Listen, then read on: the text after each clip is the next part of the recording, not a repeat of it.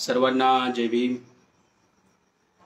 आज मी फेसबुकवर पोस्ट टाकली होती की भीमा कोरेगावच्या संदर्भामध्ये, त्या जयस्तंभाच्या संदर्भामध्ये एका व्यक्तीने पुस्तक लिहिलेलं आहे आणि त्या पुस्तकाची सर्वत्र चर्चा होताना दिसत आहे। पुस्तकाला जेवढं महत्त्व नाही दिलं पाहिजे आणि एवढं काही मी पुस्तक वाचून काढलेलं आहे। सर्व पुस्तक वाचल्यानंतरही माझ्या लक्षात आलं की एवढी त्या लेखकामध्ये मॅच्युरिटी नाहीये। परंतु आतापर्यंत हे झालेलं आहे की आपण इतिहास मागच्या हजारो वर्षाचा जर बघितला तर आपल्याला लिहिण्याचा अधिकार नव्हता, शिक्षण घेण्याचा अधिकार नव्हता। त्यामुळं भरपूर साऱ्या गोष्टी घडलेल्या आहेत आणि आपला इतिहास आपल्याला माहीत असणं आवश्यक आहे। त्या अनुषंगानं आजची ही लाईव्हला येऊन मी हे मांडणी करत आहे। हे जे पुस्तक लिहिलेलं आहे 1 जानेवारी 1818 कोरेगाव लढाईचे वास्तव, हे पुस्तक ॲडव्होकेट रोहन जमादार कंसामध्ये त्यांनी माळवतकर लिहिलेलं आहे आणि खाली लिहिलंय की जयस्तंभ इंचार्ज जमादार खंडोजी बिन गणोजी माळवतकर यांचे वंशज। तर या पुस्तकाची सध्या चर्चा होताना दिसत आहे। या पुस्तकाची झेरॉक्स कॉपी काढलेली आहे, मित्राकडे पुस्तक आलेलं आहे, ती मी त्याची झेरॉक्स काढून घेतलेली आहे। तर या पुस्तकामध्ये यांनी ज्या गोष्टी बोललेल्या आहेत, जे काही यांचे आक्षेप आहेत या भीमा कोरेगावच्या लढाई संदर्भातले, त्याच्यातली काही जे प्रमुख आक्षेप आहेत त्यांचं म्हणणं आहे की ही युद्ध नाही, ही लढाई नाही, ही एक साधी चकमक आहे, असं एक त्यांचं म्हणणं आहे। दुसरं त्यांचं म्हणणं आहे की हा लढा अनिर्णायक लढलेला आहे, याच्यात कोणी जिंकलेला आहे किंवा कोणी हारलेला आहे अशा काही गोष्टी घडलेल्या नाहीत, हे दुसरं त्यांचं म्हणणं आहे। तिसरं त्यांचं म्हणणं आहे की ही लढाई जाती अंतासाठी किंवा जातीचा विनाश करण्यासाठी किंवा जातीभेदाच्या विरोधातली लढाई नव्हती, हे त्यांचं तिसरं मत आहे। चौथं मत त्याचं असं आहे या पुस्तकामध्ये की हे स्वातंत्र्याचं बंड नाही। काही लोक याला 1818ला स्वातंत्र्याचं बंड मानतात, हे स्वातंत्र्याचं बंड नाही असं एक त्या लेखकाचं म्हणणं आहे। त्यानंतर पाचवं म्हणणं असं आहे त्यांचं की संभाजी महाराजांच्या हत्येच्या बदला म्हणून ही लढाई लढले, महार लोकांनी जी लढाई लढली ती संभाजी महाराजांच्या हत्येचा बदला घेण्यासाठी लढली, असं जे सांगितलं जातं हे खोटं आहे, असं एक त्यांचं म्हणणं आहे। आणि सहावं म्हणणं आहे की स्वतः जे सातारचे छत्रपती आहेत प्रतापसिंह भोसले, हे सुद्धा या लढाईत उपस्थित होते। भीमा कोरेगावची लढाई सुरू असताना ते उपस्थित होते, असं एक त्या पुस्तकात त्यांचं म्हणणं आहे। त्यानंतर सातवं म्हणणं आहे की महार रेजिमेंट आणि भीमा कोरेगाव याचा काही संबंध नाही, असं एक यांचं म्हणणं आहे। आठवं म्हणणं आहे की 500 विरुद्ध 28,000 ही जी गोष्ट बोलली जाते तर यामध्ये कसल्याही प्रकारचं तथ्य नाही, हे मनाचे आकडे आहेत, असं त्या लेखकाचं म्हणणं आहे।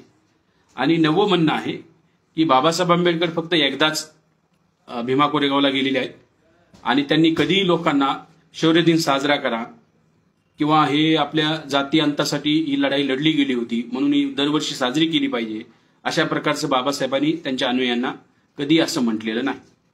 असं या संबंध हे जे 95 पानाचं पुस्तक आहे, या 95 पानाच्या पुस्तकात या लेखकाचं असं म्हणणं आहे। आता एक एक मुद्दा घेऊयात की या पुस्तकामध्ये त्यांनी ज्या गोष्टी मांडलेल्या आहेत आणि रियालिटी काय आहे। मुळात पहिलं या लेखकाचं म्हणणं आहे की फार मोठी घोडचूक केली या लेखकाने लिहून। आता या लेखकाचं वय बघता 25-26 वर्षाचा मुलगा असावा आणि लिखाणामध्ये कोणती मॅच्युरिटी नाहीये।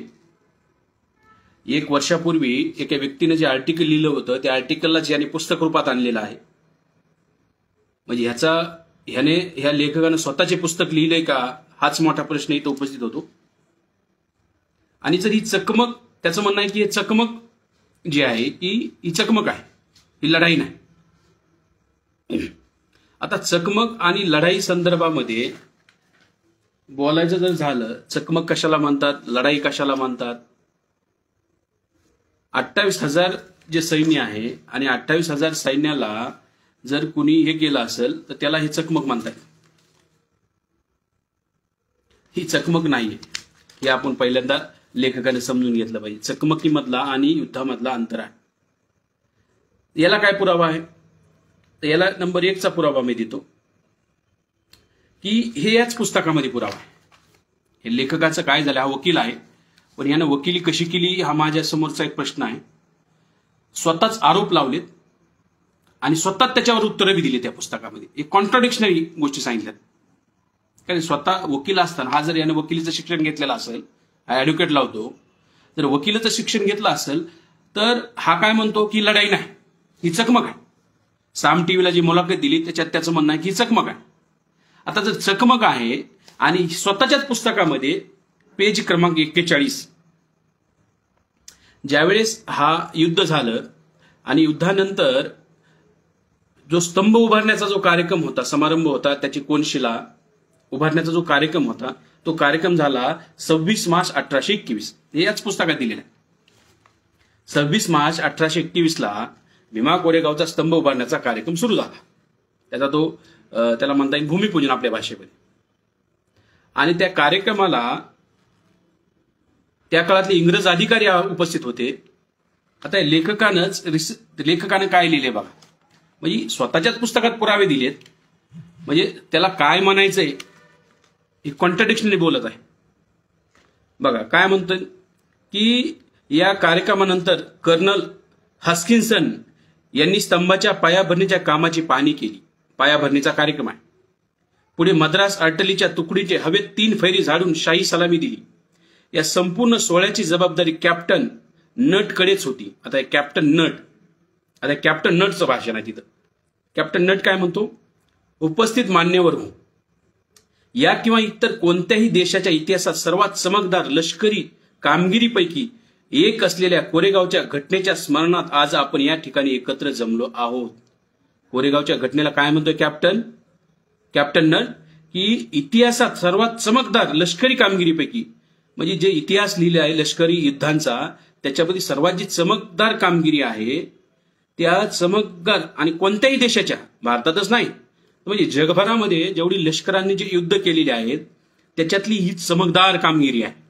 म्हणजे जगामध्ये जेवढी युद्ध झालेत त्याच्यातली एक चमकदार कामगिरी आहे असं म्हणणं आहे. हे याचा पुरावा यांनी स्वतःच लेखकांनी दिलाय, कॅप्टन नटचं म्हणणं. पुढे ही कामगिरी पूर्वेकडील राष्ट्रातील सर्वात मोठी कामगिरी असेल आणि भविष्यकाळात इतिहासकार या घटनेची नोंद घेतील या बाबतीत माझ्या मनात शंका नाही. म्हणजे भविष्यकाळातले इतिहासकार या घटनेला, जे स्तंभाचा पायाभरणीचा कार्यक्रम आहे त्या स्तंभाचा जो इतिहास आहे, जी लढाई आहे, याची इतिहासकार नोंद घेतल्याशिवाय राहणार नाही असं कॅप्टन नटचं म्हणणं आहे.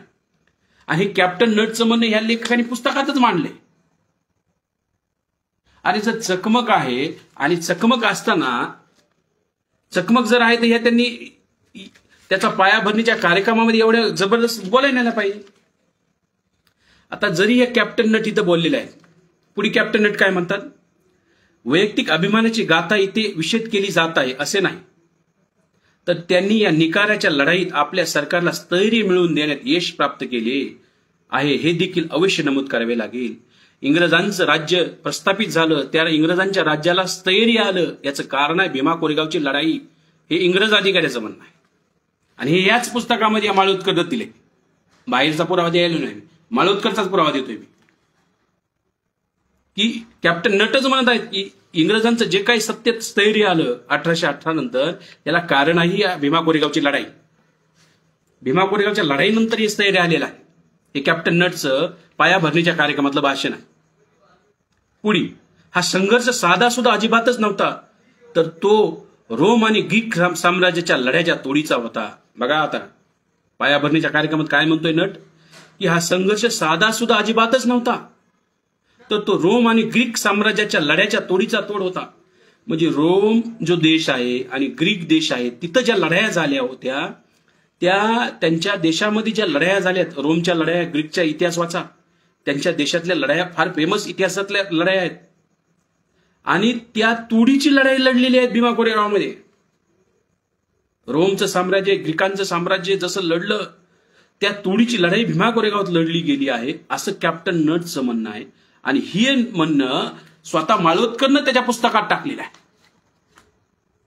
आता ही चकमक कशी म्हणाल, वेगवेगळ्या जगातल्या प्रमुख युद्धापैकी या युद्धाला मान्यता मिळत आहे.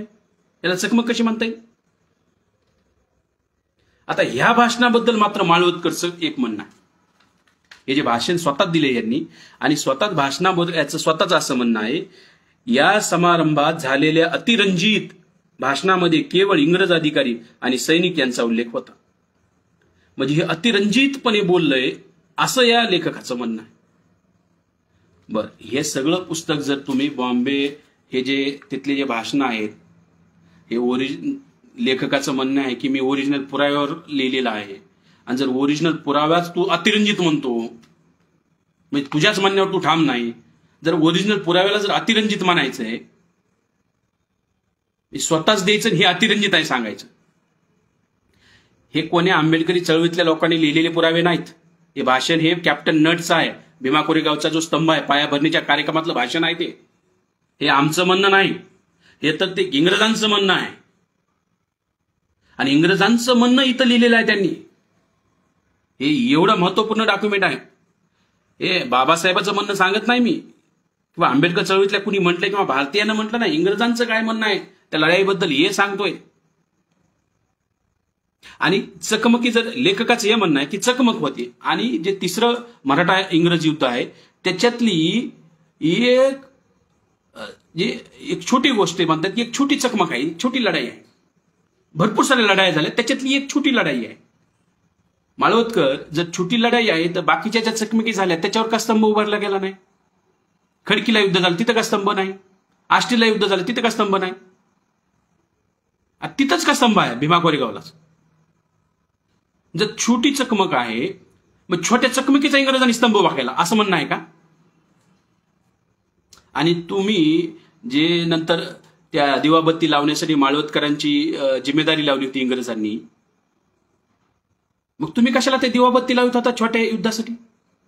आणि तुम्ही त्या युद्धात चकमीमध्ये काय करत होता? स्वतः युद्ध झाल्यानंतर त्या स्तंभाची देखभाल करण्यासाठी, दिवाबत्ती लावण्यासाठी ज्या कर्मचाऱ्याची नियुक्ती केली इंग्रजांनी, तो जो माळवदकर आहे, त्या माळवदकरांचा हात निकामी झाला होता, म्हणून इंग्रजांनी त्यांना ती व्यवस्था करून दिली होती. आणि जगण्याचं साधन ते देखभालीसाठी त्यांना जमीन दिली होती, 260 एकर जमीन. हा मुद्दा आहे. आणि या लेखकाचं म्हणणं आहे की त्याचे हे वंशज आहे. स्वतः हे लेखकाने फ्रंट पेजला लिहिलंय की त्या माळवदकरांचा वंशज आहे. अरे माळवदकर तर मग इंग्रजांच्या बाजूने होते. मग तू माळवदकर, तुझे वंशज स्वतः महाराजांच्या खांद्याला खांदा लावून लढले ना. तू कशाला बाजीराव पेशव्याची बाजू घ्यायला लागला? तू बाजीराव पेशव्याची बाजू नाही घ्यायला पाहिजे. तू जर माळवदकरांचा वंशज असशील, माळवदकरांचा जर ओरिजिनल वंशज असशील तर तू माळवदकरच्या बाजूने बोललं पाहिजे. माळवदकर तर भीमा कोरेगावची लढाई लढलाय पेशव्यांच्या विरोधात, आणि तू बाजू घेत आहेस बाजीराव पेशव्याची. तुम्हाला जमीन खायला दिली इंग्रजांनी, तू बाजू घ्यायला लागलास बाजीराव पेशव्याची. विरोधाभास आहे. ही चकमक म्हणलेला आहे. दुसरा पुरावा देतो. जे त्या काळामध्ये एक इंग्रज अधिकारी होता, तो इतिहासकार होता, आणि भीमा कोरेगावची ज्यावेळेस लढाई चालू होती त्यावेळेस तो लढाईच्या तिथं होता. यानं नंतरच्या काळामध्ये त्याचं नाव आहे जेम्स टॉड. हा जो जेम्स टॉड आहे, या जेम्स टॉडनं या लढाईवरती पुस्तक लिहिलेलं आहे. हे जे बाबासाहेब आंबेडकरांचे रायटिंग अँड स्पीचेस आहेत त्याचा आता व्हॅल्यूम 19 आहे. या 19 मध्ये तुम्ही पेज नंबर 424 वर, 19 व्हॅल्यूमच्या पेज नंबर 424 वर काय म्हणतोय या संदर्भात, सुप्रसिद्ध इतिहासकार टॉड या प्रसंगाचे हिंदी थर्मापिली असे वर्णन करतो. भीमा कोरेगावचं, भीमा कोरेगावच्या लढाईला हिंदी थर्मापिली म्हणलेला आहे. हा इतिहासकार आहे, इंग्रज इतिहासकार आहे. या इंग्रज इतिहासकाराचं म्हणणं आहे की भीमा कोरेगावची लढाई म्हणजे हिंदी थर्मापिली आहे. ही थर्मापिली काय भानगड आहे? थर्मापिली म्हणजे ते युद्ध आहे. तुम्ही जर 300 पिक्चर बघितला असेल, त्या 300 पिक्चरमध्ये जे स्पार्टन लोक आहेत, 300 लोक जे लढाई लढतात त्या युद्धाला थर्मापिली म्हणतात. थर्मापिलीचे युद्ध म्हणजे 300 लोक 10,000 लोकांशी लढलेले आहेत. 300 लोक 10,000 लोकांशी लढलेले आहेत. ते जे युद्ध होतं त्या युद्धाची उपमा दिली भीमा कोरेगावच्या युद्धाला जेम्स टॉड या इतिहासकारांनी. आता जेम्स टॉड हा इंग्रजी इतिहासकार. त्या लढाई त्यानं प्रत्यक्ष बघितलेली लढाई आहे. नंतर त्याच्या राजस्थानला ड्युटी लागली होती. नंतर त्या रिटायरमेंट घेऊन ब्रिटनला गेला आणि सगळा इतिहास लिहित बसला तो. आता हे जेम्स टॉडनं जर म्हणणं असेल ही हिंदी थर्मापिलाई आहे, म्हणजे स्पार्टन जसं लढाई लढले कमी लोकांनी मोठ्या संख्येच्या जर लढाई लढली तसं ही लढाई आहे. आणि हा लेखक म्हणतो ही चकमक आहे. अरे जगातल्या 1 नंबर लढाई सोबत जे टॉपच्या लढाई झाल्या जगामध्ये त्या लढाईसोबत भीमा कोरेगावचं कंपॅरिझन केलेलं आहे ब्रिटनच्या इतिहासकारांनी. पण त्या महाराजच्या इतिहासकाराचा मी पुरावा देत नाही, अस्पृश्य इतिहासकाराचं सांगत नाही. ब्रिटिशांनी काय पुरावा दिलाय? ब्रिटिशांचं हे म्हणणं आहे की जगातल्या प्रमुख लढाईपैकी ती लढाई आहे भीमा कोरेगावची लढाई. हा म्हणतो लेखक ही चकमक आहे. अरे चकमक तुला काय तो या गलीबोळातले भांडणं वाटले काय? गलीबोळातले भांडणं झाले, 2 टपोरी पोरं जमले भांडणं झाले, 2 गुंडा गलीमध्ये हे भांडणं असे भांडणं आहेत का? ह्या गलीमध्ये होत असतील, तुला त्या चकमकी वाटत असतील. ज्या युद्धामुळं इंग्रजांचं राज्य या भारतामध्ये प्रस्थापित झालं ते युद्ध आहे, ते प्रमुख युद्ध आहे इतिहासामधलं, भारताच्या इतिहासामधलं. याला तू जर चकमक म्हणत असतील तर तुझं ते अज्ञान. तुला इतिहासाची समज यावं लागेल. तू काय कर, जेम्स टॉडचा इतिहास वाच. जेम्स टॉडनं जो इतिहास लिहिलाय तो वाच. आमचं नको ऐकू. इंग्रजांनी दिली, तू इंग्रजांचे पुरावे दिलीस ना तुझ्या पुस्तकात. भरपूर सारे तुझे पुरावे इंग्रजांचे पुरावे आहेत. मग इंग्रजांचे जर पुरावे आहेत तर तू हे इंग्रजांचा पुरावा अमान्य केला पाहिजे जेम्स टॉडचा. ही चकमक आहे तुला जर वाटत असेल तर.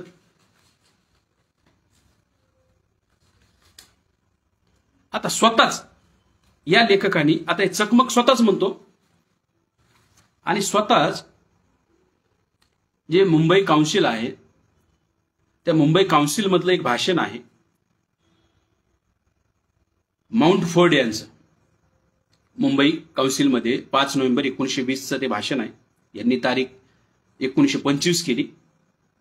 याला कॉपी बी करता नाही आलं. बाबासाहेबाच्या खंडामध्ये त्याची तारीख आहे ती 5 नोव्हेंबर 1920चं भाषण आहे.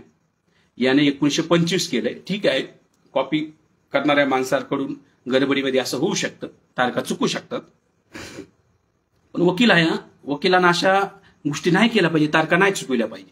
पण तरी सुद्धा चूक समजू आपण ती. आता या माउंट फोर्डचं काय म्हणणं आहे? त्याने मुंबईच्या काउन्सिलमध्ये भाषण केलेलं आहे. आता त्यांचं जे भाषण आहे ते आणि याच्या पुस्तकातलं आहे, ते बाबासाहेबांच्या पुस्तकामध्ये रायटिंग स्पीचेस मध्ये आहे, तो भाग निराळा. पण या पुस्तकामध्ये दिलंय त्यांनी. काय म्हणतो माउंट फोर्ड? कोरेगावला जो जयस्तंभ उभारलेला आहे तो महारांनी गाजविलेल्या पराक्रमाने जयचिन्ह होय. बघा इंग्रज अधिकारी काय म्हणतोय. कोरेगावला जो जयस्तंभ उभारलेला आहे तो महारांनी गाजविलेल्या पराक्रमाचे जयचिन्ह होय. हे म्हणतो की महारांची आणि ब्राह्मणाची अशी काही लढाई नव्हती, महाराण पेशव्यांची लढाई नव्हती. स्वतःच्याच पुस्तकात दिले की माउंट फोर्डचं भाषण दिले त्याने, स्वतःच भाषण छापले. अरे माणसानं मूर्ख असावं, पण एवढं मूर्ख असावं का की स्वतःच्या विरोधात पुरावे लिहून ठेवलेत? हा वकील तर सोडा, जी स्वतःची जर कॉमन बुद्धी जरी यानं वापरली असती तरी स्वतःच्या विरोधात स्वतः तर पुरावे नाही लिहायला पाहिजे. यानं स्वतःच पुरावे स्वतःच्या विरोधात लिहिले. माउंट फोर्डचं भाषणच लिहिले. कोरेगावला जो जयस्तंभ उभारलेला आहे तो महाराणी गाजविलेल्या पराक्रमाचे जयचिन्ह होय. पौरत्य देशात हे पराक्रमाचे प्रकार आजपर्यंत समजले जातात, त्यात कोरेगावचा महापराक्रम सर्वश्रेष्ठ होय.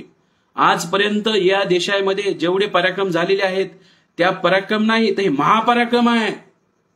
महापराक्रम आहे. बघा इंग्रज अधिकारीचं म्हणणं आहे की भीमा कोरेगावची लढाई महापराक्रम आहे. पराक्रम नाही, महापराक्रम. पुढे आज खडकीची लढाई संपल्यानंतर कॅप्टन स्टॉन्टन हा कर्नल बर याला पुण्याजवळ ससैन्य मिळण्यासाठी शिरूरून निघाला व तो कोरेगावला थांबला. त्याचे पायदळ 800 शिपायांचे होते. त्यात थोडे अरब होते, बाकीचे सर्व महार होते. बघा बाकीचे सर्व महार होते. जी म्हणजे पैदलची जी तुकडी आहे ही महारांची तुकडी होती मेजॉरिटी त्याच्यात महार होते, हे असं स्वतःच लिहिलंय यांनी ते भाषण बी. दुसरा बाजीराव याच्या नेतृत्वाखाली पेशव्यांचे सैन्य त्या बाजूला होते. त्याची व स्टॉन्टनच्या पायदळाची गाठ पडली. पेशव्यांचे सैन्य 25,000 होते. महार सैनिकांनी पेशव्यांच्या 25,000 लोकांना एक दिवस व एक रात्र जागच्या जागी थोपून धरले. त्यांना पुढे सरकू दिले नाही. शेवटी महार सैनिकांनी पेशव्यांच्या 25,000 सैनिकांचा धुव्वा उडवून दिला. बघा इंग्रज अधिकारी काय म्हणतोय मुंबईच्या याच्या काउन्सिलमध्ये भाषण करताना, की महार सैनिकांनी 25,000 पेशव्यांचा धुव्वा उडवून दिला. आम्ही काय म्हणतो ना, इंग्रज अधिकाऱ्याचं सांगायला लागलोय. हे तू माळवतकर तुझ्या पुस्तकात लिहिलंस, मला इकडून तिकडून बाहेरचे रेफरन्स बी नाही, तुझ्याच पुस्तकातले रेफरन्स वाचून दाखवतोय मी. महार पुढे माउंट फोर्ट काय लिहितात बघा. महार हा कोणत्या दर्जाचा लढवय्या आहे याचा हा एक ऐतिहासिक पुरावा आहे. या लढवेपणाबद्दल मुंबई सरकारला व हिंदुस्थान सरकारला महाराबद्दल अभिमान वाटतो. बघा महार हा कोणत्या दर्जाचा लढवय्या आहे याचा हा पुरावा आहे. भीमा कोरेगाव कोण म्हणतोय? इंग्रज अधिकारी. आणि याबद्दल मुंबई सरकारला महाराबद्दल आणि हिंदुस्थान सरकारला, मुंबई सरकार आणि हिंदुस्थान सरकारला अभिमान आहे महारांचा. साम्राज्य सरकारच्या सैन्याची वाढ करण्यासाठी वेळ येईल व गरज भासेल तेव्हा सरकार महारांची सैन्य भरती जरूर करेल. बघा आता याच म्हणणं आहे, हे स्वतःच भाषण यांनी माळवतकरनं छापलंय. पुढे या भाषणाबद्दल माळवतकरचं काय म्हणणं आहे बघा. माळवतकर म्हणतो, माउंट फोर्ट यांचे भाषण समकालीन नसून 1818च्या लढाईनंतर 107 वर्षांनी केलेले आहे. म्हणजे माउंट फोर्टचं भाषण हे याच्या म्हणण्यानुसार 125 ला केलेलं भाषण आहे. त्यामुळे युद्ध झाल्याच्या नंतर जवळपास 107 वर्षांनंतर ते भाषण केलेलं आहे. त्यामुळं या भाषणाला ऑथेंटिक मानता येणार नाही, असं या माळवतकरचं म्हणणं आहे. आता माउंट फोर्टचं भाषण खोडण्यासाठी त्यांनी महत्वाचा जो पुरावा दिलाय, की काय म्हणणं आहे त्याचं, की हे समकालीन भाषण नाही. आता जर माउंट फोर्ट हा 107 वर्षानंतर जर भाषण केलंय म्हणून जर समकालीन नाही, म्हणून जर माळवतकर तुला मानायचं नाही, माझा तुला प्रश्न आहे माळवतकर, तू भीमा कोरेगावचं युद्ध होऊन आज या युद्धाला 204 वर्ष झाले ना. 204 वर्षानंतर तू लिहिलंस, तू काय समकालीन आहेस का? तुला माउंट फोर्टचं 107 वर्षानंतर दिलेलं भाषण पचत नाही का, तर ते समकालीन नाही. तुझं पुस्तक जवळपास 204 वर्षानंतर लिहिलंय, याला कसं आम्ही मानायचं? तू का समकालीन आहेस का? जर समकालीनच्या मुद्द्यावर तू जर माउंट फोर्टला खोडतोस, माउंट फोर्टचं म्हणणं तुला मान्य नाही, तुझं म्हणणं आम्ही का मानावं? तुझा तर्क मी तुझ्या विरोधात वापरतोय. तू जे तर्क उपस्थित केलास, तो तर्क तुझी जी गोष्ट आहे तीच हे होते. माउंट फोर्टचा तर्क ज्या गोष्टीवर तू खोडलास त्याच गोष्टीवरती तुझा तर्क खोडला जातो. त्यामुळं ही जी लढाई आहे ही मोठी लढाई होती. त्यामुळे ही चकमक आहे, हे बालिशपणा आहे. हे मी बाबासाहेबांचं उदाहरण आणखी दिलं नाही. इंग्रज इतिहासकारांचं काय म्हणणं आहे,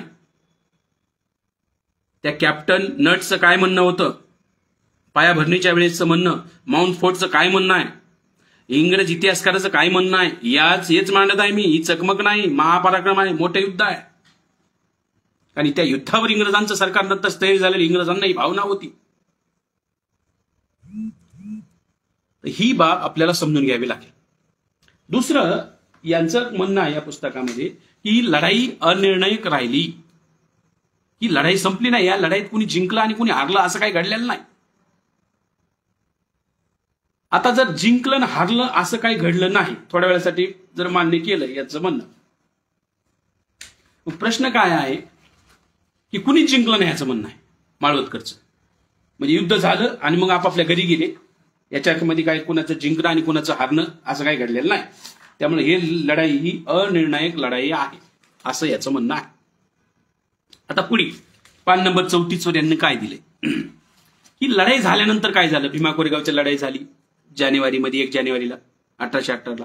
त्याच्या पुढच्या महिन्यात फेब्रुवारी महिन्यामध्ये त्याची निर्णायक लढाई झाली असं त्याचं म्हणणं आहे. फायनल लढाई फेब्रुवारीमध्ये झाली. 20 फेब्रुवारी 1818ला लढाई झाली. आता ही लढाई पुन्हा पेशवे आणि इंग्रजांच्या विरोधात परत लढाई झाली. आता इथं इंग्रज फौज किती आहे त्याचं म्हणणं आहे. तर जे बापू गोखले आहे, जो सेनापती होता पेशव्यांचा, त्याच्याकडे फक्त 500 सैन्य उरलं होतं. त्याच्यातलं 200 सैन्य लढलंच नाही, फक्त 300 सैनिकच लढली, असं याचं म्हणणं आहे माळवदकरचं. म्हणजे 300 सैनिकासोबत इंग्रजांचं युद्ध झालं, याला युद्ध वाटतं. आणि 800 इंग्रज सैन्य आणि 28,000 पेशव्याचं सैन्य, हे युद्ध झालं, याला ते युद्ध वाटत नाही, ही चकमक वाटते.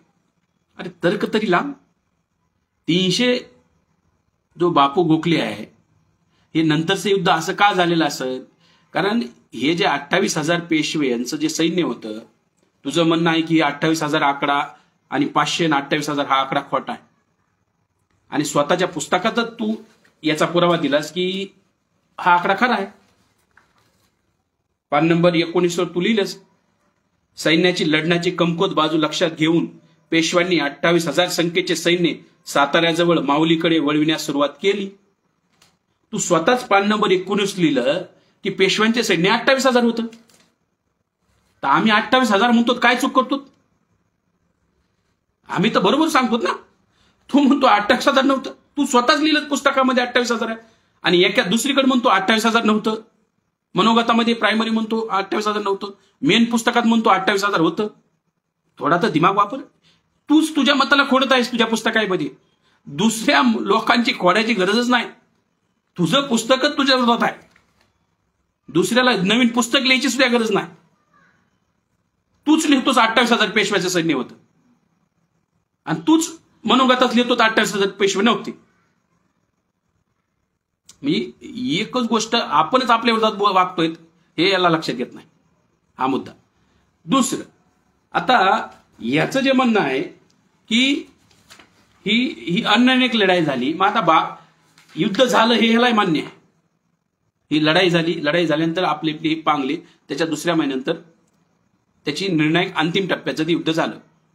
आता जर तिथं युद्ध झालंय, ते युद्ध कशाला झाले? 300 लोक होते फक्त लढाईला पेशव्यांचे, आणि बापू गोखले मारला गेला. प्रश्न आहे, 28,000 पेशवेचे 300 लोक कसे काय राहिले? 1 जानेवारीला 28,000 होते, आणि त्याच्या 50 दिवसानंतर म्हणजे 20 फेब्रुवारीला नंतरचं युद्ध झालं इंग्रजांसोबत. 50 दिवसामध्ये 28,000 पेशव्यातून लढायला किती राहिले? फक्त 300. 28,000तून 300, बाकीचे गेले कुठं? तू म्हणतो चकमक आहे, मग गेले कुठं? तू म्हणतो, तुझं म्हणणं आहे की फक्त 600 लोक मारले गेलेत किंवा जखमी झालेत पेशव्यांचे. मग 600 मायनस जरी केले तरी 27,000 पाहिजे होते ना. 27,000 तर नाही, फक्त 300 लोक होते. याचा अर्थ काय? एक, जे भीमा कोरेगावमध्ये युद्ध झालं त्यानंतर पेशवे घाबरून गेले आणि ढुंगणाला पाय लावून पळून गेले पेशवे. कारण त्याच्यानंतर 50 दिवसानंतर जे इंग्रजांसोबत त्यांचं युद्ध झालंय त्याच्यामध्ये फक्त 300 लोकच लढायला होते, बाकीचे लोक घाबरून का पळाले? आम्ही जे म्हणतो ना की आम्हाला घाबरलात तुम्ही, पेशवे घाबरले होते या सैनिकांना. कारण जी घोडदौड होती, त्या जे 250 घोड्यावर सैनिक होतं आणि 500 पायदळ होतं, त्याच्यात मेजॉरिटी महार लोक होते. त्यांनी ही लढाई जिंकलेली आहे, त्याला म्हणून थर्मापिलाई म्हणतात. ते जगभरामध्ये या लढाईला मान्यता आहे. आणि इतिहासाचा जर प्रायमरी इतिहासाचं हिस्ट्रीचं एज जरी कळत असेल ना माळवदकर, प्रायमरी सोर्स कशाला मानतात इतिहासामध्ये? पुस्तकाला नाही.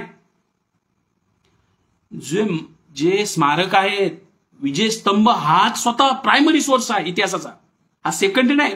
पुस्तक हा कधी सेकंडरी सोर्स असतो. प्रायमरी सोर्स दगड असते, नाणे असतात, शिलालेख हे प्रायमरी सोर्स मानले जातात इतिहासामध्ये. तर हे प्रायमरी सोर्सेस आहेत. स्वतः विजयस्तंभ हाच प्रायमरी सोर्स आहे. याला दुसऱ्या कोणत्या पुराव्याची गरज नाही. इतिहासामधल्या कोणत्या इतिहासाच्या प्रोफेसर कोण शिकावं माळवदकर तुम्ही की प्रायमरी सोर्स काय म्हणतात इतिहासात, सेकंडरी सोर्स काय असतात, टर्सरी सोर्सेस काय असतात इतिहासामध्ये. त्यावेळेस समजन ना.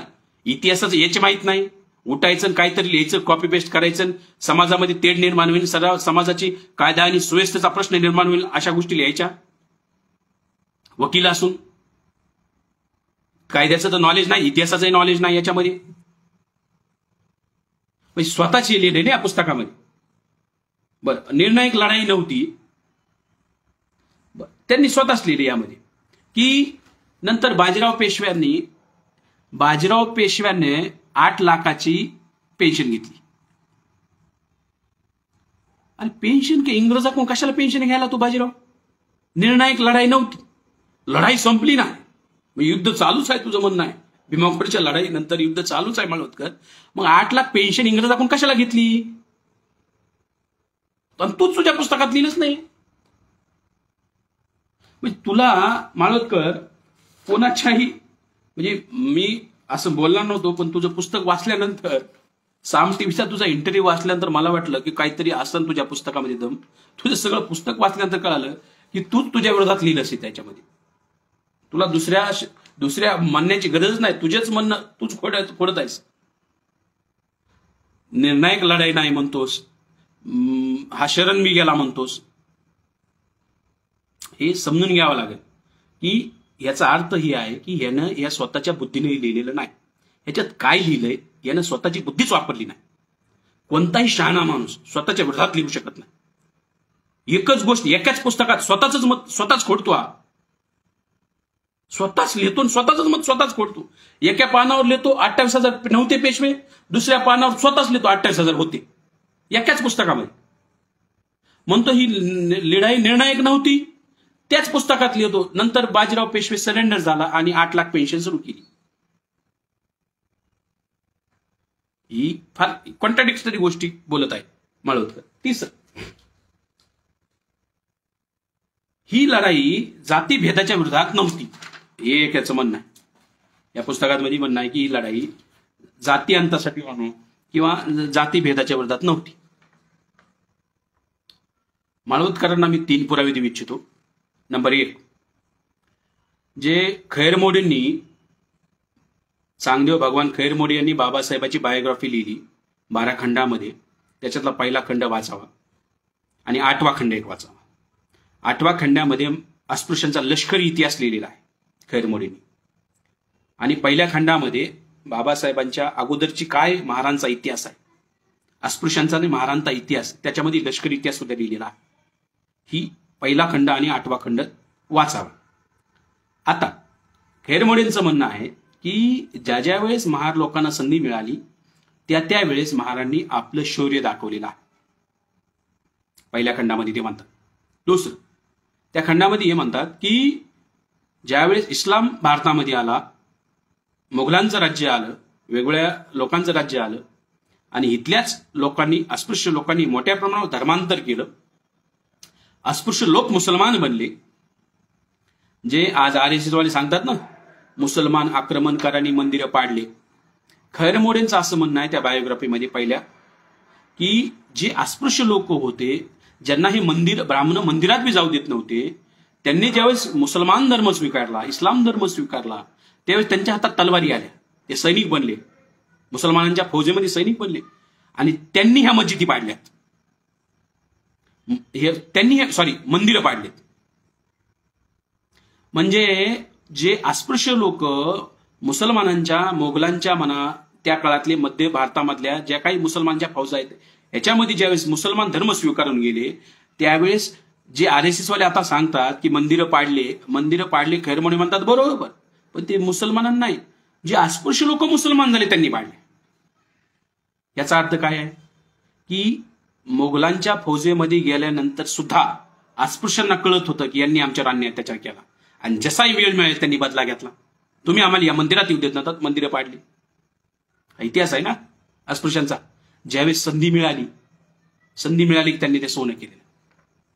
दुसरा पुरावा सांगतो. बाबासाहेब आंबेडकरांनी, इंग्रजांनी अस्पृश्य कोणाला म्हणायचं याच्या काही कसोट्या ठरविल्या होत्या.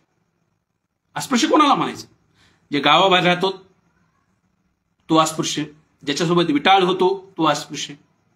पण पर्टिक्युलरली कोणत्या कास्ट अस्पृश्यात जायच्या याच्यासाठी त्यांनी एक पर्टिक्युलर जी खास गोष्ट मला सांगायची आहे की इंग्रजांनी सांगितलं की जे अस्पृश्य लोक कधीच ब्राह्मणाला आपल्या कोणत्याच विधीला बोलवत नाही. कसा अस्पृश्य ओळखायचा? ब्राह्मणाला कधीच तो त्यांच्या कोणत्याही विधीला बोलवत नाही. लग्नात नाही, वाढदिवसाला नाही, कशालाच नाही बोलवत. माणूस मेल्यावर बोलवत नाही. म्हणजे ब्राह्मणाला तो कधीच बोलवत नाही. नंबर 1. नंबर 2 की ब्राह्मण दिसला, ब्राह्मण प्रत्यक्ष जर दिसला, आमने सामने आला की त्याची तळपायची आग मस्तकाला जाते आणि तो मारण्यासाठी त्याला असा जीव घ्यावा वाटतो. तो अस्पृश्य.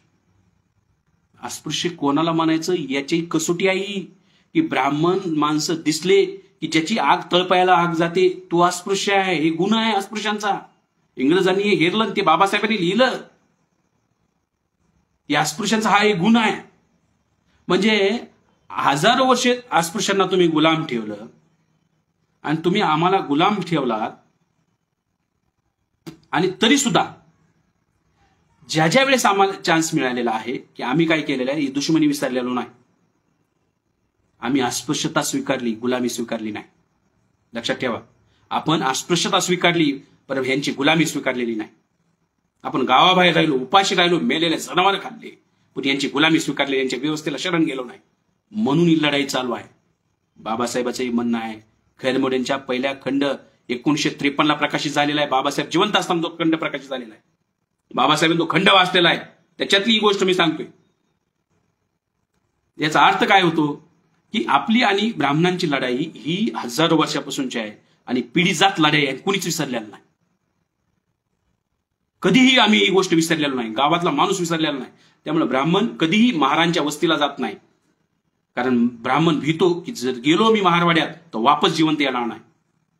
बाबासाहेब लिहितात की ब्राह्मण भीतो की जर मी महारवाड्यात गेलो तर मी जिवंत वापस येणार नाही. ही एवढी दुश्मनी आहे. आमच्या लोकांना माहित नव्हतं काय दुश्मनी आहे. इंग्रजांनी ज्या वेळेस अस्पृश्यांना मिलिटरीत घेतलं त्यावेळेस इंग्रजांनी पहिलं काम केलं, त्यांना युद्धाचं कौशल्य तर दिलंच, आधुनिक युद्धाचं बंदुका चालवायचं कौशल्य दिलं. आम्ही तर मार्शल रेसचे लोक आहोत. महार लोक अगोदरपासून मार्शल रेसचे लोक आहेत. आम्ही मार्शल म्हणजे युद्धाचं ज्ञान आहे. आम्हाला शस्त्र बनविण्याचं ज्ञान आहे, शस्त्र चालवायचं ज्ञान आहे. नाग लोक आहोत आम्ही. इंग्रजांनी, बाबासाहेब म्हणतात, इंग्रजांनी अस्पृश्यांना मिलिटरीत घेतल्यानंतर त्यांना एज्युकेशन दिलं, शिक्षण दिलं. आणि ब्रिटिशांनी शिक्षण दिलं. ब्राह्मणाच्या शाळेतलं शिक्षण नाही म्हणत मी, त्यांच्या वेदपुराणातलं नाही, ब्रिटिशांचं शिक्षण घेतलेले लोक होते. म्हणजे कंपल्सरी एज्युकेशन होतं. जो मिलिटरीमध्ये सहभागी होईल त्याला कंपल्सरी एज्युकेशन होतं. याचा अर्थ आहे की जे हे 500 लोक आहेत जे भीमा कोरेगावच्या लढाईत लढले त्यांना एज्युकेशन दिलं होतं. ते शिक्षित लोक होते, अडाणी नव्हते. फक्त तलवार चालवा येत होती म्हणून आलेले नव्हते. यांनी त्यांना एज्युकेशन दिलेलं आहे इंग्रजांनी. रामजी सुभेदार, बाबासाहेबांच्या वडिलांना कुणी एज्युकेशन दिलं? मिलिटरीमध्ये त्यांनी एज्युकेशन घेतलं. मिलिटरीमध्ये हेडमास्टर झाले. गोपाळबाबा वल्लंकर, कुणी एज्युकेशन दिलं? हे सगळा जर महारांचा इतिहास बघितला, जेवढे महार लोक मिलिटरीत गेले, मिलिटरीत गेल्यानंतर त्यांना एज्युकेशन दिलं गेलेलं आहे, हे समजून घ्या. आणि हे जे भीमा कोरेगावची लढाई लढत आहे त्याचा अर्थ एज्युकेटेड सोल्जर होते, एज्युकेटेड सोल्जर आहेत. त्याच्यामुळं बाबासाहेब जे म्हणतात ना, शिक्षण हे वाघिणीचं दूध आहे, हे अर्धवट स्टेटमेंट आपल्याला सांगितलं जातं. बाबासाहेब म्हणतात फॉरेन एज्युकेशन, विदेशातलं शिक्षण हे वाघिणीचं दूध आहे आणि जो तो प्राशन करतो तो गुरगुरल्याशिवाय राहणार नाही. मग ब्रिटिशांना जे शिक्षण दिलं या 500 लोकांना, ते गुरगुरल्याशिवाय राहणार नाही का? 500 लोकांनी शिक्षण दिल्यानंतर ते गुरगुरल्याशिवाय राहणार ना. त्यांना यांची गुलामी माहित नव्हती. गळ्यामध्ये झाडू, कमरेला झाडून गळ्यामध्ये मडका हे माहित नव्हतं. इतिहास आहे ना. या माळवदकरने या पुस्तकामध्ये गळ्यातल्या मडक्यावर, कमरेच्या झाडूवर काही लिहिलेलं नाही. हे बाबासाहेबांनी याच्यामध्ये सगळं या खंडामध्ये दिलेलं आहे. हे तुम्ही 19वा खंड बघा. 19व्या खंडामध्ये कोरेगावचा स्तंभ दिलेला आहे. त्याच्यानंतर पेशवाई परिशिष्ट 8वं म्हणून आहे. हे पेशवाई 421 पेजवर या खंड 19 मध्ये काय लिहिलंय बघा. पशूंच्या छळाची नोंद, मग पशुपेक्षाही हीन लोकांच्या छळांची नोंद कोण ठेवतो? इतिहासामध्ये जनावरांचा जो छळ केला याची इतिहासात नोंद आहे का? नाहीये. आपल्याला तर मारा मागायला जनावरांपेक्षा हीन मानलं नाही या लोकांनी. आपली कोण नोंद ठेवणार? काही युरोपियन लोकांनी हे छळ पाहिलेले आहेत. अस्पृश्यांच्या या छळाची नोंद युरोपियन लोकांनी केली. अस्पृश्य लोकांनी सगळं लिहिलंय व तिचा उपयोग हिंदी लेखक करू लागले. महार यांना बघा, महार यांनी सकाळी 9 ते दुपारी 3 वाजण्याच्या काळात फिरू नये. सकाळी 9 ते दुपारी 3 वाजेपर्यंत फिरू नये नियम होता. युरोपियन लेखकांनी लिहिलंय. पुस्तकाचं नाव सांगतो. पुस्तकाचं नाव आहे the tribes and caste of central provinces. लंडनमधून 1916 पुस्तके प्रकाशित झालेलं आहे. पेज नंबर 189, व्हॅल्यूम नंबर 4 मधलं ही गोष्ट आहे. याच्यामध्ये महार लोकांना सकाळी 9 ते दुपारी 3 वाजेपर्यंत फिरायला बंदी होती. का? आपली सावली पडू नये, आपली सावली सुद्धा पडू नये याची खबरदारी ते घेत होते. पुढे डॉक्टर द.पु. खानापूरकर यांनी काय लिहिलंय बघा. यांनी लिहिलंय की पेशव्याच्या वेळेस ज्यांच्यावर गळ्यात मडके बांधून फेडण्याची सक्ती होती व गावात जर ब्राह्मण समोर दिसला तर तो यांच्या छायेने अपवित्र होऊ नये म्हणून त्यांच्या जमिनीवर पालथे पडण्याचा हुकूम होता. इतकेच नव्हे तर जमिनीवर पडलेल्या यांच्या पावलांच्या खुणांची ब्राह्मण अपवित्र होऊ नये म्हणून त्यांच्या काटेरी झुडूप स्वतःच्या मागे घेऊन हिंडावे लागे. म्हणजे पावलांचे ठसे उमटू नयेत म्हणून कमरेला झाडू होता, थुंकी येऊन म्हणून गळ्यात मडकं होतं आणि ब्राह्मणाला तर पालतं पडायचं, त्याची सावली सुद्धा पडू नये. हे लिहिलंय हे खानापूरकर हे व्हॅल्यूम नंबर 20 मध्ये. माळवतकर तुझं काय म्हणणं याबद्दल? आमच्या गळ्याला मडकं होतं, कमरेला झाडू होता, आम्हाला फिरण्यावर बंदी होती, कपडे घालण्यावर बंदी होती, जगात अशी कुठं गुलामी नाही तशी आमच्यावर गुलामी होती. ते पेशवाईच्या विरोधात आम्ही नव्हतं लढायला पाहिजे हे तुझं म्हणणं आहे का? पेशवाईच्या विरोधात आम्ही नव्हतं. अरे आमची गुलामी होती ना. देशामध्ये 2 स्वातंत्र्याचे युद्ध झालेले आहेत.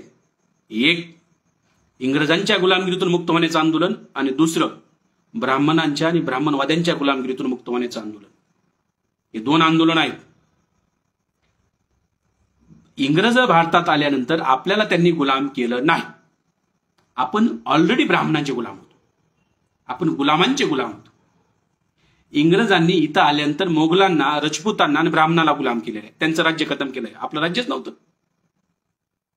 यांच्यावर राज्य केलं इंग्रजांनी. त्यामुळे हे सर्व लोक इंग्रजांच्या विरोधामध्ये 1857 एकत्रित आले आणि त्यांना 1857चं बंड केलं. ज्या बंडाला ज्योतिबा फुले भटपांड्याचं बंड मानतात. माळवतकर भटपांड्याचं बंड आहे ते ज्योतिबा फुले मानतात. त्याच बंडाला स्वातंत्र्याचं समर म्हणतात सावरकर. सावरकरचा रेफरन्स घेतलाय यांनी माळवतकरांनी. स्वातंत्र्याचं समर सावरकर म्हणतात आणि फुले म्हणतात भटपांड्याचे बंड. हा फरक आहे. ते तुमच्यासाठी असन स्वातंत्र्य, आमच्यासाठी नव्हतं. परत पेशवाई आणणार होता तुम्ही. मैं मेरी झाशी नाही दूंगी, मैं मेरा भारत नाही दूंगी असं नाही म्हणली झाशीची राणी. तात्या टोपेला पेशवाई पाहिजे होती, भारत देश स्वतंत्र नव्हता पाहिजे. संविधान बनेपर्यंत तुमचा आमच्या हक्क अधिकाराला विरोध होता.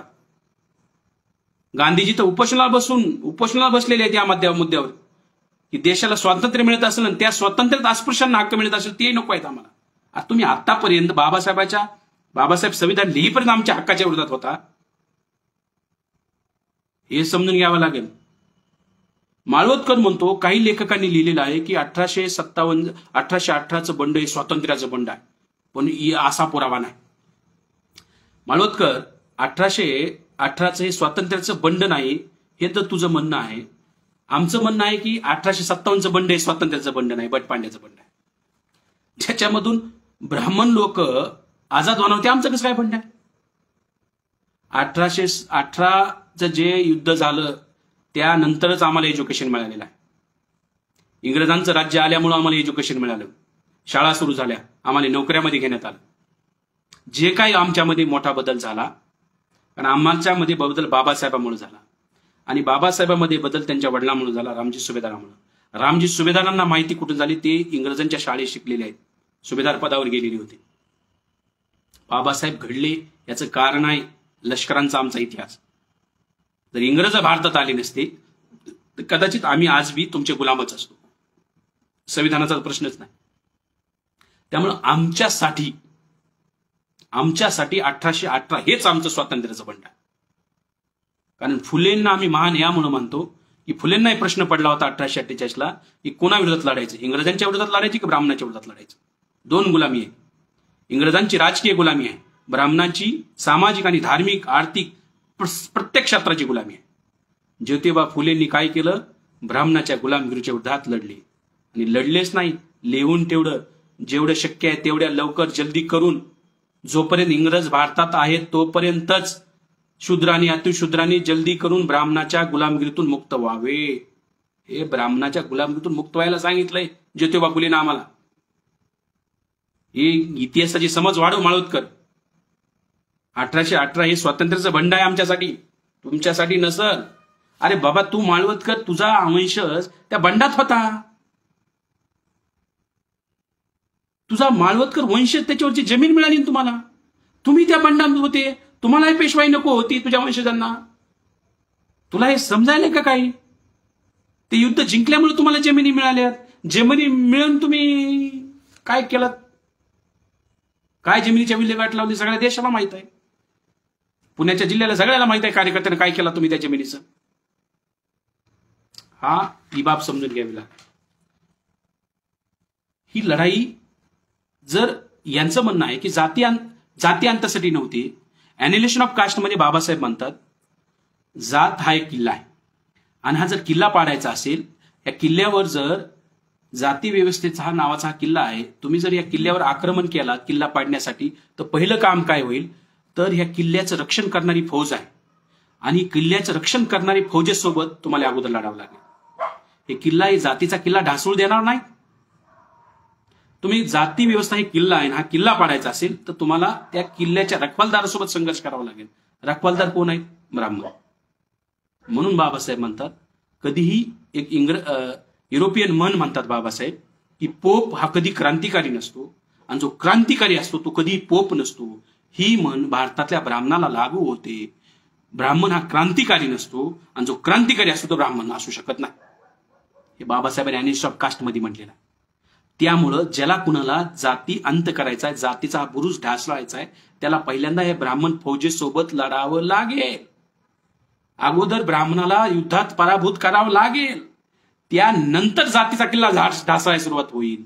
भीमा कोरेगावची लढाई आम्ही लोकांनी पेशव्यांच्या विरोधात लढलो. म्हणजे बाबासाहेबांनी जे 1936ला सांगितलंय जाती अंत कसा करावा, त्याची पहिली पायरी आहे ब्राह्मणासोबत तुम्हाला युद्धामध्ये लढाई लढावं लागेल, ब्राह्मणांच्या फौजेसोबत लढाई लढावं लागेल. जोपर्यंत ते हारल्यानंतर ही जाती व्यवस्था कोसळायला सुरुवात होणार आहे. मग 1818ला आम्ही तुम्हाला हरवलं पेशव्यांनो. हे जाती अंताची सुरुवात नाही का? अॅनिलेशन ऑफ कास्टची सुरुवात नाही? हे म्हणतो की जाती अंताची सुरुवात नाही. अरे जाती अंताची सुरुवात तर तिथून झालेली आहे, अॅनिलेशन ऑफ कास्टची. जातीला पहिल्यांदा आम्ही धक्के दिले तिथे. तुमच्या व्यवस्था, तुमची राजकीय व्यवस्था आम्ही उद्ध्वस्त केली. तुमची राजकीय व्यवस्था उद्ध्वस्त झाल्यामुळं आमचा शिरकाव झाला शिक्षणामध्ये, नोकऱ्यामध्ये, मिलिटरीमध्ये. तुमची व्यवस्था ढासळल्याशिवाय आम्हाला काही मिळत नाही. त्याच्यामुळे आम्ही जे करू शकलो हे 1818 मुळे करू शकलेलो आहे. हे सगळा इतिहास आहे. त्यामुळे जर तुझं म्हणणं असेल माळवतकर जाती अंताचा थोडा इतिहास वाच, जाती अंताचं बाबासाहेबांचं अॅनिलेशन ऑफ कास्ट वाच, तर त्याच्यावर तुला आणखी माहिती मिळू शकते. त्याच्यानंतर यानंतरच्या या पुस्तकामध्ये आक्षेप आहे की संभाजी महाराजांच्या हत्येचा बदला घेण्यासाठी ही लढाई लढली गेली असं काही लोकांचं म्हणणं आहे, परंतु असं झालं नाही, असं एक म्हणणं आहे. माळवतकर, संभाजी महाराजांचं बाबासाहेबांचं रिलेशन थोडक्यात सांगतो. बाबासाहेबांची बायोग्राफी जी खैर म्हणून लिहिली त्याचा पहिला खंड वाच. पहिल्या खंडामध्ये जी की 1953लाच बायोग्राफी आलेली आहे, बाबासाहेब जिवंत असताना बाबासाहेब ती वाचलेला आहे पहिला खंड. त्या खंडामध्ये हे लिहितात संभाजी महाराजावरती महत्वाचा मुद्दा आहे की बाबासाहेब आंबेडकर 1913 कोलंबिया विद्यापीठामध्ये शिकायला गेले. 1916ला त्यांनी कास्ट इन इंडिया नावाचा प्रबंध सादर केला जो जगभर गाजला. हा प्रबंध लिहिण्या अगोदर बाबासाहेबांनी प्रबंध लिहिला होता, रिसर्च पेपर तयार केला होता. त्या रिसर्च पेपरचं नाव आहे संभाजी महाराजांच्या काळातील महाराष्ट्राची सामाजिक परिस्थिती. संभाजी महाराजांच्या काळातील महाराष्ट्राची सामाजिक परिस्थिती नावाचा प्रबंध लिहिला बाबासाहेबांनी, परंतु त्यांचे गाईड त्यांना असं म्हणले की तू भीमराव असा प्रबंध सादर कर जो भारताची मुख्य समस्या आहे. म्हणून बाबासाहेबांनंतर कास्ट इन इंडिया नावाचा प्रबंध सादर केलेला आहे. आता संभाजी महाराजांवर बाबासाहेबांनी 7 समुद्रापलीकडे जाऊन लिहिलेलं आहे. हे नातं माहित आहे माळवतकर तुला, बाबासाहेबांचं संभाजी महाराजांचं? दुसरा मुद्दा, बाबासाहेबांनी मनुस्मृती जाळली. मनुस्मृती जाळल्यानंतर बाबासाहेब रायगडावरती मुक्काम केलेला आहे, जिथं शिवाजी महाराजांची समाधी आहे. जी समाधी बाबासाहेबांचे जे गुरु आहेत ज्योतिबा फुले यांनी ती शोधून काढलेली आहे. जर नातच काही नाही, बाबासाहेब समाधीजवळ का गेले असतील, शिवाजी महाराजांच्या मुक्काम का केला असेल? बाबासाहेबांनी हुवेर शूद्रा नावाचं जे पुस्तक लिहिलंय त्या पुस्तकामध्ये 14 पानं आहेत शिवाजी महाराजांच्या राज्याभिषेकावर. माळवतकर वाच एकदा. बाबासाहेबांनी जसं हुवेर शूद्रा लिहिलंय तसं बाबासाहेबांनी महारावंती एक पुस्तक लिहिलंय. महार कोण आहेत, हु आर दी महार्स आणि हाऊ दे बिकम अनटचेबल. 17व्या खंडामध्ये पार्ट 2 मध्ये तुला हे वाचायला मिळेल पुस्तक, हु आर दी महार्स. बाबासाहेबांनी महारावर पुस्तक लिहिले, त्याच्यामध्ये शिवाजी महाराजचा उल्लेख आहे. आणि त्याच्यामध्ये उल्लेख काय आहे माळवतकर समजून घे. जातीय तेढ निर्माण नको करू. तू स्वतःला जर मराठा म्हणून घेत असशील, तुला हा इतिहास समजून घ्यावा लागेल की बाबासाहेब म्हणतात की महाराजांचे आडनाव मराठ्यांचे आडनाव सारखे आहेत. उदाहरणं देतात बाबासाहेब. नंबर 1. नंबर 2, महाराजांचे आणि मराठ्यांचे कुलदैवत सारखे आहेत. नंबर 3, महाराजांचं आणि मराठ्यांचं अभिवादन सारखं आहे. महार लोक त्या काळामध्ये अभिवादनात जोहार म्हणत, मराठा लोकही त्या काळात अभिवादनामध्ये जोहार म्हणत. बाबासाहेबांनी शिवाजी महाराजांनी जे मालोजी घोरपडेंना जे पत्र लिहिले स्वतःच्या हातानं, त्या पत्रात शिवाजी महाराज जोहार म्हणतात. शिवाजी महाराज जोहार शब्द म्हणजे जोहार शब्दाचा अर्थ योद्धा, आम्ही योद्धे आहोत, आम्ही योद्धे आहोत असा त्याचा अर्थ आहे. आणि तो जो जोहार शब्द आहे, बाबासाहेब म्हणतात शिवशाही संपली आणि नंतर जी पेशवाई आली, पेशवाईत रामराम सुरू झाला. मराठा लोकांनी नंतर रामराम म्हणायला सुरुवात केलं. अगोदर मराठा लोकही जोहारच म्हणत, महार लोकही जोहार म्हणत. जोहार म्हणजे उद्धार, आम्ही योद्धे आहोत. पुढे बाबासाहेब म्हणतात त्या पुस्तकामध्ये महार आणि मराठा बाय रेस सेम आहेत, यांचा वंश एक आहे. हे नातं सांगण्यामागचं माळवतकरांना आठवण करून द्यायची इतिहासाची. जर संभाजी महाराजांचा, शिवाजी महाराजांचा, बाबासाहेबाचा, आमचा जर वंश एक असेल तर आम्ही लढणार नाही तर कोण लढणार? आम्ही एका वंशाचे लोक आहेत ना. हे इतिहास समजून घ्यावा लागेल, तेव्हा या सगळ्या गोष्टीचा उलगडा. बरं, माझा माळवतकरांना प्रश्न आहे. बामसेफच्या राष्ट्रीय अध्यक्षाने जो प्रश्न विचारला तोच प्रश्न मी माळवतकरांना विचारतो की जर संभाजी महाराजांची हत्या मोगलांनी केली तर महाराष्ट्रामध्ये मोगलांचं राज्य यायला पाहिजे होतं. संभाजी महाराजांच्या हत्येनंतर महाराष्ट्रात मोगलांचं राज्य यायला पाहिजे होतं, मोगलाई यायला पाहिजे होती. मोगलाई न येता पेशवाई कशी काय आली? पेशवाई कशी आली याचं उत्तर दे ना माळवतकर. संभाजी महाराजांच्या हत्येनंतर महाराष्ट्रात मोगलांनी मारलं जर तुझं म्हणणं आहे तर मग पेशवाई कशी आली? ह्या पुस्तकात, स्वतः या पुस्तकामध्ये संभाजी महाराजांसंदर्भामध्ये हे बी लिहिलंय की सोकी यांनी संभाजी महाराजांना पकडून दिलं. माळवतकरांनी स्वतःच लिहिले की जे स्वकीय लोक आहेत, स्वकीय म्हणजे कोण आहेत? संभाजी महाराजांचे स्वकीय लोकांनी पकडून दिले असं जर म्हणणं आहे. हे पान नंबर 70 वरती लिहिले यांनी की संभाजी महाराजांना स्वकीय लोकांनी पकडून दिलं. माळवतकर स्वकीय कोण आहेत? स्वकीय बी समजून घे. स्वकीय लोक म्हणजे कोण लोक? तर हे जे ब्राह्मण लोक आहेत त्या लोकांनी पकडून दिलेलं आहे संभाजी महाराजांना. आणि ही मागं डील झालेली आहे पडद्या मागं. म्हणून मोगलांचं राज्य न येता पेशव्यांचं राज्य आलंय. इतिहासामध्ये घुसवल्याशिवाय नाही कळणार आहे. इतिहासामध्ये ट्विस्ट आहे. हा प्रश्नाचं उत्तर आणखी ब्राह्मण लोक देत नाहीत की पेशवाई कशी काय आली, मग पेशव्यांचं राज्य कसं काय आलं मोगलांचं नाही येता. स्वतः हेच म्हणतो या पुस्तकामध्ये संभाजी महाराजांवरती. तर ह्या सगळ्या गोष्टी समजून घ्याव्या लागतील. हा इतिहास आहे, हे आमचं नातं आहे, हे एक मुद्दा आहे. त्यानंतरचा जो मुद्दा आहे की स्वतः सातारचे छत्रपती प्रतापसिंह भोसले उपस्थित होते. बघा, आता माळवदकरांना भांडणं लावायचे. भांडणं कसे लावायचे बघा. मराठा साम्राज्याचे जे शेवटचे राजे आहेत, शिवाजी महाराजांचे शेवटचे जे वंशज आहेत, प्रतापसिंह भोसले, ते सुद्धा या युद्धात होते, त्या भीमा कोरेगावला उपस्थित होते युद्धावर, असं म्हणणं आहे. म्हणजे काय की मराठा विरुद्ध महार असं भांडण लावायचं काम सुरू करायचं. माळवदकरचं डोकं हे विचित्र डोकं काम करायला. महार विरुद्ध मराठा भांडण लावण्यासाठी माळवदकरनं ही गोष्ट लिहिलेली आहे. माळवदकरला माझं म्हणणं आहे, तुम्ही किती जरी हे ताकद लावली, संभाजी ब्रिगेड असेल, मराठा सेवा संघामार्फत जागृती वाढत चाललेली आहे. आणि आम्ही तर आंबेडकरवादी लोक जागृतच आहोत. आम्ही वाचल्याशिवाय तर्कावरच बोलतो. त्यामुळे तुमचा हा डाव यशस्वी होणार नाही. माळवदकर तुझा जो तू जरी जातीने मराठा असशील, पण तुझा बोलवता धनी दुसरा आहे. हा मेंदू हा षड्यंत्रकारी मेंदू आहे. तू हे लिहिण्यामागचं कारण आहे. आता तुझ्या पुस्तकात तुझ्या विरोधात तू पुरावा लिहिलास, मी तुला पुरावा देतो.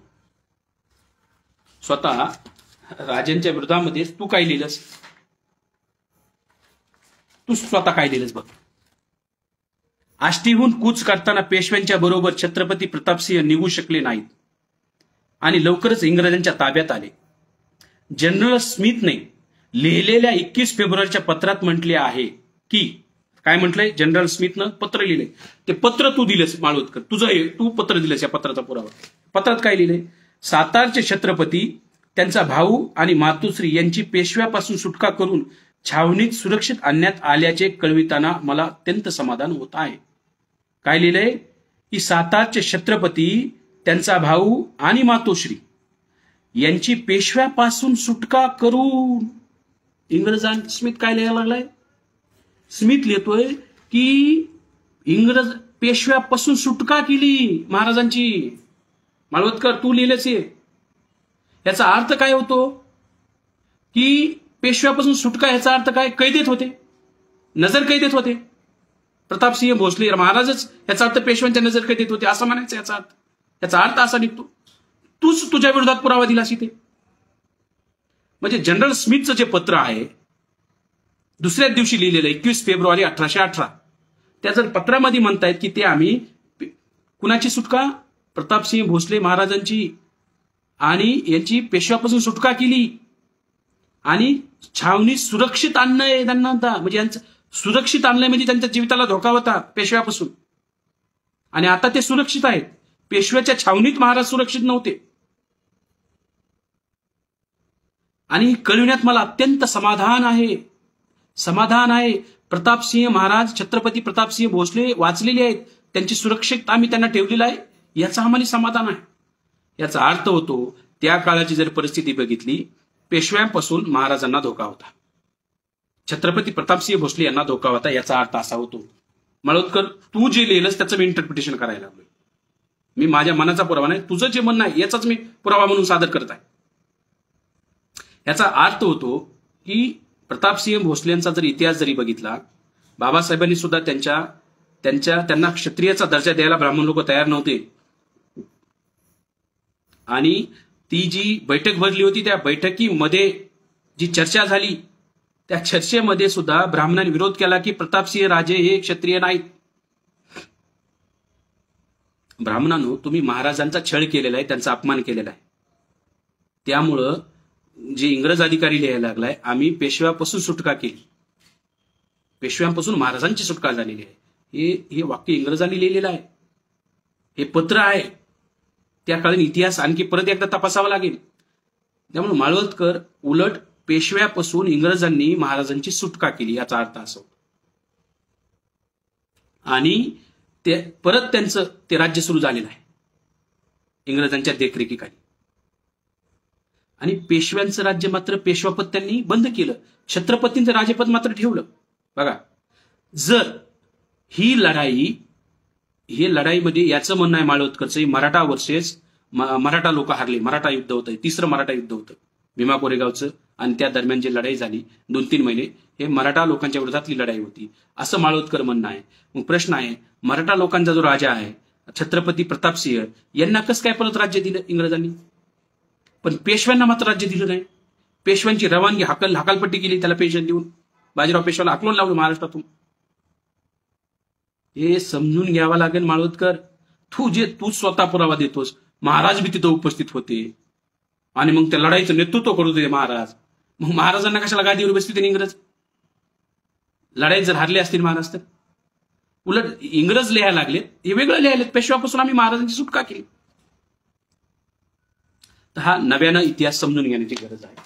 त्यानंतर शेवटचा मुद्दा सांगणार आहे आणि थांबत आहे. शेवटचा मुद्दा आहे की जो शेवटचा या पुस्तकामध्ये यांनी लिहिलेला आहे की महार रेजिमेंट आणि भीमा कोरेगावचा संबंध नाही.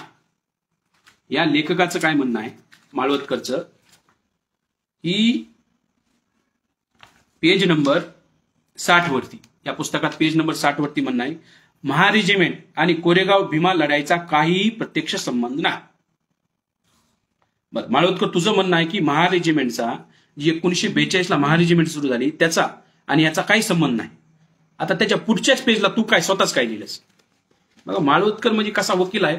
मी जगातला माझ्या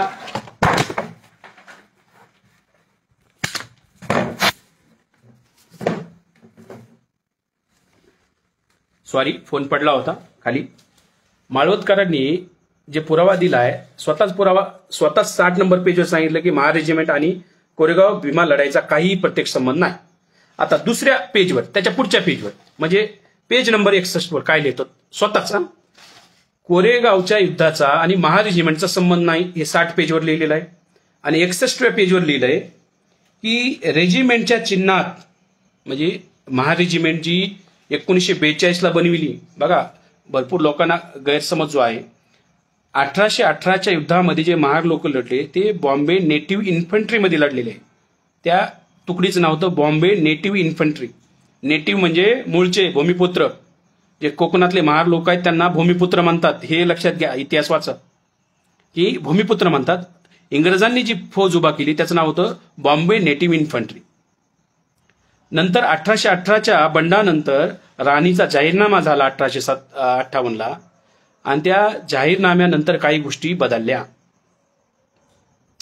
आणि 1891ला बाबासाहेबांचा जन्म झाला. त्या दरम्यान अस्पृश्यांना मिलिटरीतून काढून टाकलं इंग्रजांनी. आणि 1894ला म्हणजे बाबासाहेब ज्यावेळेस 3 वर्षाचे होते त्यावेळेस त्या काळातील महारांचे जे नेते आहेत, अस्पृश्यांचे नेते गोपाळबाबा वल्लंकर, या गोपाळबाबा वल्लंकरांनी इंग्रजांना एक पत्र लिहिलं, एक मेमोरंडम दिलं. ते मेमोरंडमचा उल्लेख आहे या पुस्तकामध्ये. फार अजब आहे माळवदकरनं हा उल्लेख बी या पुस्तकात केला की जर, आणि त्या मेमोरंडम मध्ये गोपाळबाबा वल्लंकरांनी लिहिलं की इंग्रजांनो तुमचं राज्य आम्ही आणून दिलं 1818च्या युद्धामध्ये आणि तुम्ही आता आम्हाला मिलिटरीतून काढून टाकता. याच्यावर आक्षेप घेतलाय, परत तुम्ही मिलिटरी चालू करा. असा संदर्भ स्वतः माळवदकरांनी दिलेला आहे. याचा अर्थ काय होतो की माळवदकर स्वतःच, याचा अर्थ काय, त्यांनी विचारच केला ना लिहिताना, याला त्याला कुणीतरी लिहून दिले आणि त्याच्या नावावर छापले. याचा माझा सरळ म्हणणं आहे. आणि एवढा मूर्ख माणूस असू शकत नाही की स्वतःच लिहितो स्वतःच्याच विरोधामध्ये. त्यानंतर जे महार लोकांनी प्रयत्न केले, अस्पृश्यांनी प्रयत्न केले, मिलिटरीमध्ये घेण्यात नाही आलं. पहिलं महायुद्ध सुरू झालं. पहिल्या महायुद्धात परत अस्पृश्यांना मिलिटरीत घेतलं. युद्ध संपल्यानंतर परत त्यांना युद्ध कमी केलं. मग दुसरं महायुद्ध 1939ला सुरू झालं. परत इंग्रजांना भीती होती की आपण युद्ध हारू, म्हणून इंग्रजांनी 1942ला महार रेजिमेंट सुरू केली. महार रेजिमेंटचा जन्म 1942चा. आता महार रेजिमेंट 1942ला सुरू झाली. त्याचं जे चिन्ह आहे, आता स्वतः माळवदकर काय म्हणतोय की महार रेजिमेंटचा आणि भीमा कोरेगावच्या लढाईचा काही संबंध नाही. आणि 61 पेज नंबरवर म्हणजे प्रत्येक इन्फंट्रीचं एक चिन्ह असतं मिलिटरीमध्ये. महार रेजिमेंटचं जे 1942ला चिन्ह होतं त्या चिन्हामध्येच भीमा कोरेगावचा स्तंभ आहे. जर महार रेजिमेंटचा आणि भीमा कोरेगावचा काही संबंध नाही तर कसं काय भीमा कोरेगावचा स्तंभ आला? कारण इंग्रजांना माहित होतं महार रेजिमेंट सुरू करताना की 1818ची लढाई महारांनी जिंकून दिलेली आहे, हे समजून घे माळवदकर. त्यामुळं महार रेजिमेंट ज्यावेळेस 1942ला चालू झालं तिथं भीमा कोरेगावचं स्तंभाचं चिन्ह टाकण्यात आलं. हा इतिहास आहे.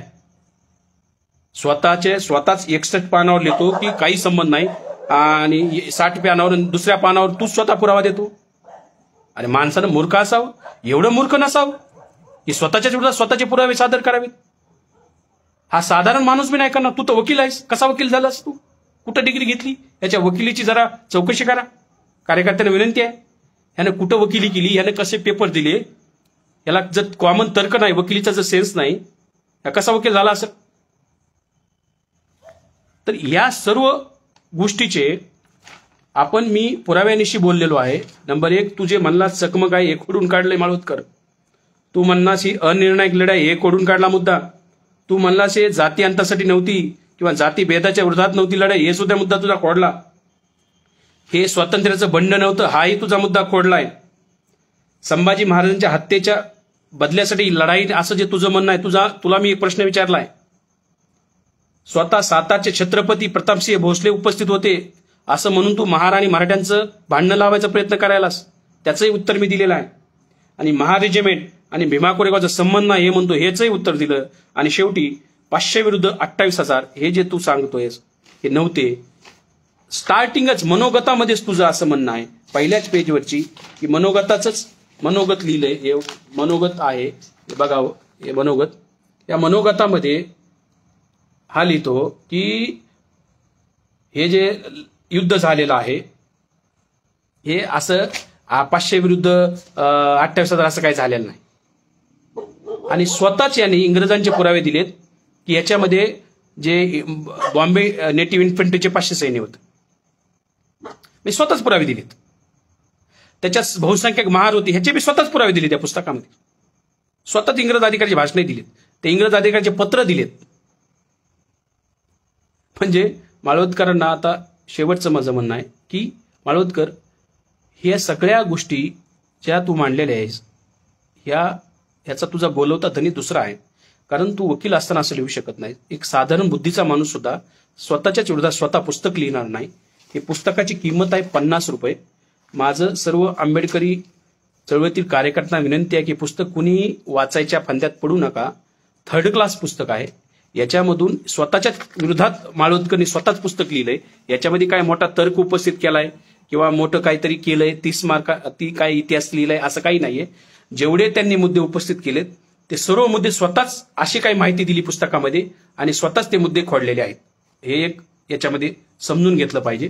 आणि त्यानंतर की असं करण्यामागचा हेतू हा आहे की जी महाराष्ट्रामध्ये भीमा कोरेगावच्या 200व्या वर्षानिमित्त जी यांनी तिथं दंगल झाली, भिडे असतील, दवे असतील, बोटे असतील, एकबोटे असतील आणि त्यांचे जे समर्थक आहेत यांनी जी दंगल घडविली आणि दंगलीनंतर यांच्यावर हे सगळं पथ्यावर पडणार आहे. ते चौकशी सध्या सुरू आहे, याच्यात हे सगळं उघडकीस येणार आहे.